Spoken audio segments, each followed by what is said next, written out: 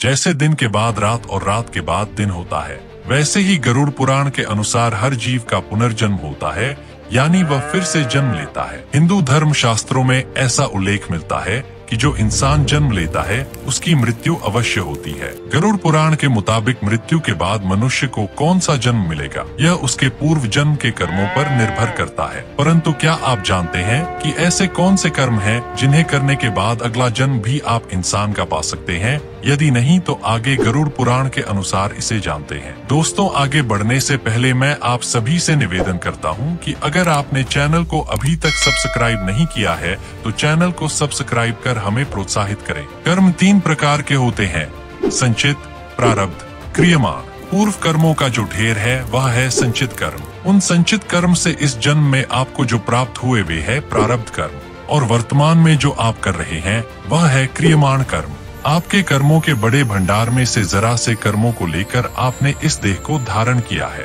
बाकी के आपके संचित कर्म संस्कार के रूप में पड़े हैं। सभी को कर्मानुसार जो संचित और प्रारब्ध कर्म के साथ जो अच्छे या बुरे कर्म करके जोड़े जाते हैं, उनसे अगले जन्म का निर्माण होता है, जो तय करता है कि अगले जन्म की भूमिका संचित कर्म के आधार पर कीट पतंग, जलचर, थलचर, वायुचर, मानव के रूप में होगी अथवा इस सृष्टि के अंत तक जन्मों के चक्र में गिरना पड़ेगा। इसलिए इसी जन्म से ही ईश्वर की शरण ग्रहण करनी चाहिए और किसी को अपनी तरफ से कोई कष्ट नहीं देनी चाहिए। व्यक्ति संसार में अकेला आता है और अकेला जाता है। अंतिम अवस्था में उसके अच्छे बुरे कर्म, पुण्य और पाप उसके अगले जन्म का निर्धारण करता है। महर्षि वाल्मीकि जी आदि ग्रंथ रामायण में कहते हैं, माता पिता, गुरु आचार्य और ज्ञानी पंडित, कभी भी इनका अपमान करना तो दूर, सोचना भी नहीं चाहिए।